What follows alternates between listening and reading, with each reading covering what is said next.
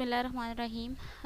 जो हमारा टॉपिक है आज का वो है energy stored in electric field, या आप इसको कह सकते हैं एनर्जी पर यूनिट वॉल्यूम या फिर energy density of electric field.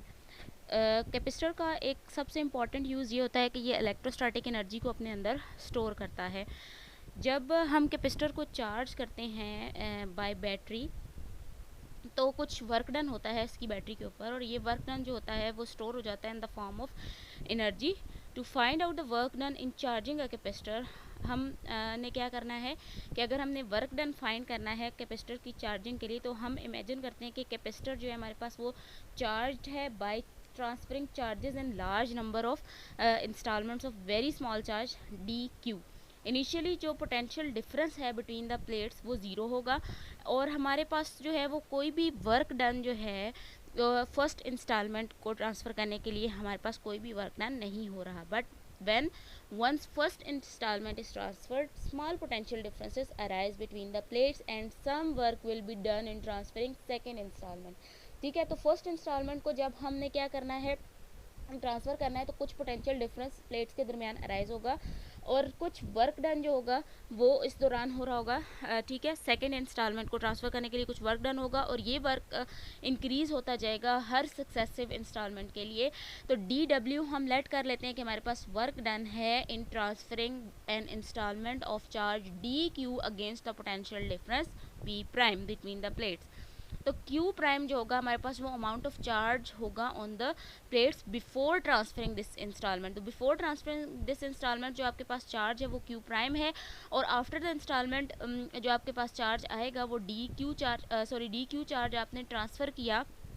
ठीक है, इंस्टॉलमेंट के दौरान आपने डी क्यू चार्ज को ट्रांसफ़र किया, तो आपके पास जो डी डब्ल्यू होगा, अब वर्क डन होगा, वो आपके पास बराबर हो जाएगा V prime into D Q prime.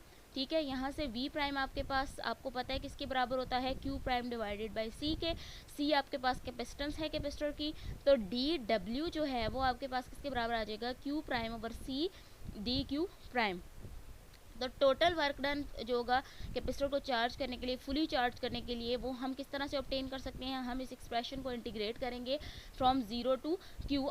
ठीक है, तो क्यू आपके पास अमाउंट ऑफ चार्ज है प्लेट्स ऑफ द कैपेसिटर पे जब आपके पास कैपेसिटर फुली चार्ज हो जाएगा। तो डी डब्ल्यू आपके पास बराबर आ जाएगा Q prime divide by C into D Q prime. तो 1/c, zero to Q, Q prime D Q आपके पास आ जाएगा। ठीक है, और यहाँ से जो है वो ये आपके पास बराबर आएगा 1/2 Q square divided by C, तो 1/2 C square V square divide by C, तो सी से कैंसिल हो गया। तो यहाँ से आपके पास जो है वो वर्क डन किसके बराबर आ जाएगा, वर्क डन आपके पास बराबर आ जाएगा 1/2 सी वी स्क्वायर। वी आपके पास यहाँ पे क्या है, potential difference between the plates when capacitor is fully charged. अच्छा, तो ये वर्क डन जो होगा वो इलेक्ट्रोस्टैटिक एनर्जी की फॉर्म में स्टोर होगा। इलेक्ट्रोस्टैटिक एनर्जी की फॉर्म में जब स्टोर होगा तो हम इस W को U से रिप्लेस कर देंगे, and U is equal to 1/2 CV square. अच्छा, उसके बाद आपको ये पता है, okay, let A be area of the plates of the capacitor and D be the separation between them and E be the electric intensity in the region between the plates। तो आपके पास क्या होगा कि C आप capacitance आपको पता है कि किसके बराबर होती है, कैपेसिटेंस आपको पता है बराबर होती है C is equals to epsilon not A divided by D के बराबर होती है। ठीक है, और v जो है वो आपको पता है कि ई डॉट डी एस के बराबर होता है, इंटीग्रल 0 टू डी। आप इसमें लिमिट लगाएंगे तो ये आपके पास जो है वो v बराबर आ जाएगा e इंटू डी के। अब आपने क्या करना है, वैल्यूज़ को पुट करना है, c और v की वैल्यू को पुट करें इक्वेशन नंबर 1 के अंदर। तो c की वैल्यू को पुट कर दिया, v की वैल्यू को भी पुट कर दिया, तो आपके पास एनर्जी क्या आ गई, 1/2 epsilon naught e into E square into A into D. ठीक है, ये यहाँ पर है आपके पास A, E square A into D, but A D is the volume of the region between the plates. So small u आपके पास क्या हो जाएगी, एनर्जी पर यूनिट वॉल्यूम होगी। ए और डी आपके पास क्या है, ये वॉल्यूम है। ठीक है, तो अगर आप क्या करो कि स्मॉल यू आपके पास एनर्जी पर यूनिट वॉल्यूम है, तो स्मॉल यू को आप किस तरह से डिफाइन कर सकते हैं, energy u divided by volume. Energy per unit volume आ गया, तो energy per unit volume is the energy density, और ये आपके पास बराबर है 1/2 epsilon naught into E square. E square को आप लिख सकते हैं ठीक है, ये आपके पास है एप्सिलॉन नॉट, और ई स्केयर को आप लिख सकते हैं ई डॉट ई, ठीक है, या ई डॉट ई प्राइम आप लिख सकते हैं 1/2।